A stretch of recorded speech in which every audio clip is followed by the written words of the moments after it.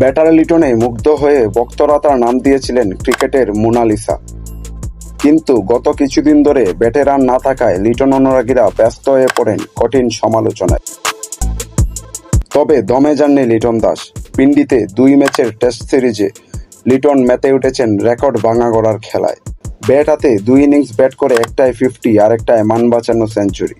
মূলত লিটন ম্যাজিকেই পিন্ডি টেস্টে আধিপত্য টিম টাইগার্সের।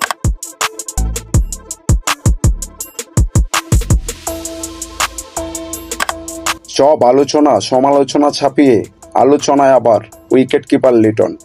উইকেটের পেছনে রীতিমতো করছেন বাজিমাত।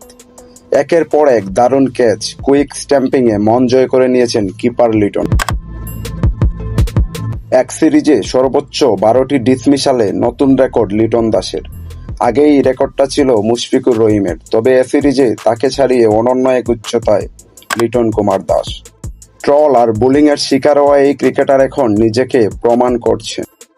ব্যাট হাতে একের পর এক বাউন্ডারি মেরে বুঝিয়ে দিচ্ছেন লিটন দাস ফুরিয়ে যাওয়ার লোক না। ভারতীয় কিংবদন্তি অলরাউন্ডার রবিচন্দ্রন অশ্বিন লিটনকে নিয়ে একটা মন্তব্য করেছিলেন দিন কয়েক আগে। তার মতে বাংলাদেশের সবচেয়ে সেরা টেস্ট ব্যাটার লিটন দাস। লিটনের ব্যাটিং মুগ্ধ করবে যে কোনো ক্রিকেট প্রেমীকে, আর এবার সেটার প্রতিফলন মিলছে মাঠের ক্রিকেটেও। পিন্ডি টেস্টের এমন লিটন চলতে থাকুক আরো বহুদূর। নতুন বাংলাদেশে তার এমন পারফরম্যান্স যে বড্ড প্রয়োজন। ধারাবাহিক লিটন হতে পারেন রেড বল ক্রিকেটে বাংলাদেশের ইতিহাস সেরা batter. Durjoy Dasgupta, cricket with Sami.